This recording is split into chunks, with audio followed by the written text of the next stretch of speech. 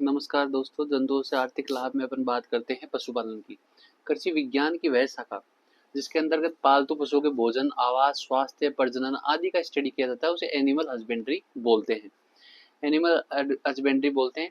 इसमें पशुपालन का विशेष महत्व है भारतीय अर्थव्यवस्था में, क्योंकि उसमें दुग्ध उत्पादन का, पशुपालन में भी दुग्ध उत्पादन का विशेष महत्व है। भारत में विश्व की कुल संख्या की 55% भैंसें हैं, व 15% गायें हैं। दुग्ध उत्पादन की दृष्टि से भारत विश्व में प्रथम स्थान पर है। विश्व में हमारा स्थान बकरियों की संख्या में दूसरा, भेड़ों की संख्या में तीसरा, कुकुट की संख्या में सातवां है। ये डेटा चेंज होते रहते हैं, ये एनसीईआरटी का डेटा है। डेयरी उद्योग प्राचीन काल से पशुओं को पालतू मानकर उनके दूध का पोषण हेतु उपयोग किया जाता है। वर्तमान में दूध उत्पादन हेतु डेयरी प्रमुख व लाभकारी व्यवसाय बन चुका है। दुग्ध उत्पादन में भैंस अधिक महत्वपूर्ण जाती है। भैंसों की ये याद रखना नस्लें: जाफराबादी, मुर्रा, सुरती, बदावरी और महसाना। कभी कभी अलग नस्ल देकर पूछ लेता है भैंस की है गाय की है।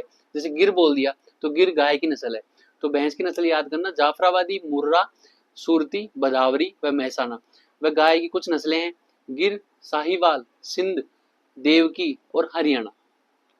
राज्य में बकरियों से भी दूध उत्पादन किया जाता है, जिसमें बकरियां हैं बारबरी, सिरोही, कश्मीरी, पश्मीना, जमनापरी आदि बकरियां नस्ल अच्छी है। ये सभी नस्लें हैं जो दूध उत्पादन देती है। कुक्कुट पालन या मुर्गी पालन, जिसको पोल्ट्री बोलते हैं। मुर्गी पालन एक तो अंडा देती है, वह मांस चिकन के रूप में लोग बाग आदिकाल से सेवन करते आ रहे हैं, क्योंकि ये प्रोटीन की आवश्यकता का बड़ा अंश की पूर्ति मुर्गी करती है। पौष्टिक भोजन उपलब्ध कराती है। मुर्गियों के लिए भोजन में मक्का, जौ, बाजरा, गेहूं उनको दिया जाता है। ऊन उत्पादन में भेड़ें हैं, भेड़ों के बालों से ऊन उत्पादन की जाती है। अब भेड़ों की नस्ल देख लो: लोही, नाली, मारवाड़ी, पाटनवाड़ी आदि भेड़ों की नस्ल है। परवाल व प्रवाल विधिया। परवाल क्या होते हैं? जो पोलिप जंतु होते हैं, जो सिलेंट्रेटा संघ के हैं, वो क्या करते हैं? कैल्शियम कार्बोनेट का बना बाह्य कंकाल स्त्रावित करते हैं। वो जंतु अपने चारों ओर कैल्शियम कार्बोनेट मतलब चूने का कंकाल बना लेते हैं, और ये मुकुलन द्वारा बहुत बड़ा कंकाल बन जाता है, जो समुद्र से बाहर निकल जाता है। इसी द्वीप को कोरल द्वीप या कोरल रीफ बोलते हैं। अब तीसरा है मोती या मुक्ता संवर्धन। मुक्ता सीपी में मोती बनते हैं, अपने को पता है। तो मोलास्का संघ के जंतु है, वो मोती का निर्माण करते हैं। बटन, मोती तथा कोडी प्राप्त होने के कारण इनका व्यापारिक दृष्टि से बहुत उपयोगी है। इस कार्य के लिए, मोती बनाने के लिए मोलास्का के हजारों टन कवच प्रतिवर्ष उपयोग में लिया जाता है। इन्हीं कवचों के बीच में मोती, सुंदर सा व्हाइट कलर का मोती निकलता है। मुक्त सूतियों, पर्ल ओयस्टर से अति सुंदर आकर्षक मूल्यवान मोती निकलते हैं। अब कृत्रिम तकनीक से कैसे बनाते हैं? सीपीओ को पहले तो पालते हैं, फिर उनमें मोती बनाकर प्राप्त करते हैं। इसे मोती समंदर या पर्ल कल्चर बोलते हैं।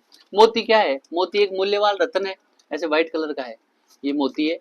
ये मोलासस का कवच है, कवच के अंदर मोती रहता है। तो मोती एक मूल्यवान रत्न माना जाता है, जो प्राय सफेद चमकीली गोलाकार संरचना होती है, जैसे ओयस्टर, जैसे मोलास्क अपने कवच के नीचे रखता है। ओयस्टर नाम का एक मोलास्क है, जो कवच है, इसके नीचे मोती पाया जाता है।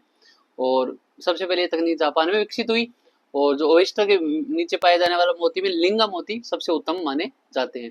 अब जंतुओं के अन्य महत्व है: मधु है, शहद, मोम, रेशम, लाख आदि के अतिरिक्त भी जंतुओं के महत्व है।